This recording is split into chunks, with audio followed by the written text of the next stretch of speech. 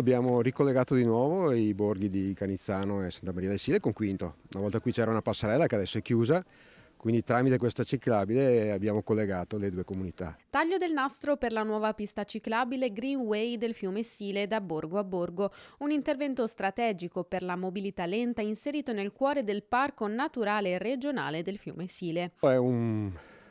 È un'opera che deve essere, io spero, l'inizio, che, visto la Greenway del Sile, che dovrebbe arrivare fino alle sorgenti, quindi ci permetterà anche di implementare la nostra rete, diciamo, ciclopedonale per i turisti che preferiscono il turismo lento.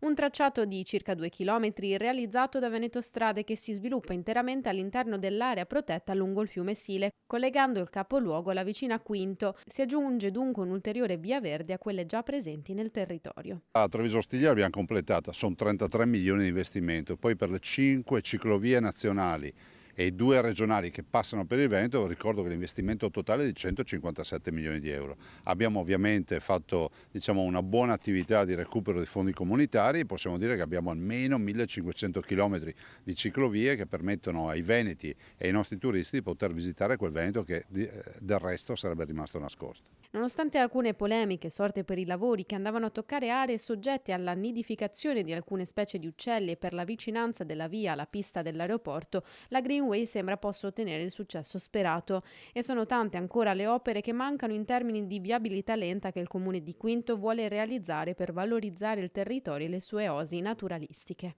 Una pista ciclabile che collega la frazione di Santa Cristina, quindi con Quinto, e che dovrebbe collegare tutti i punti di interesse storico e naturalistico del nostro territorio. Si va dalla Pala dell'Otto all'Osi Cervara, ai vari fontanili che sono in giro per il paese, alla Villa Ciardi, tutto quello che rappresenta storia e cultura del comune di Quinto di Treviso.